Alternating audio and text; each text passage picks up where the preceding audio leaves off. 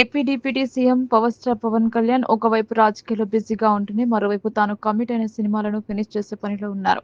ఈ ఏడాది వరుసగా 2 చిత్రాలతో ప్రేక్షకుల ముందుకు వచ్చిన పవన్ హరిహర వీరమల్లు చిత్రంతో నిరాశపరిస్తే ఓజీ మూవీతో భారీ హిట్ ఖాతాలో వేసుకున్నారు. ఆయన సినిమాలకు హిట్ ఫ్లాప్లతో సంబంధం ఉండదంటే అతిశయోక్తి కాదు. అలానే హరిశంకర్ దర్శకత్వంలో ఉస్తాద్ భగత్ సింగ్ మూవీ కూడా చేస్తున్నారు.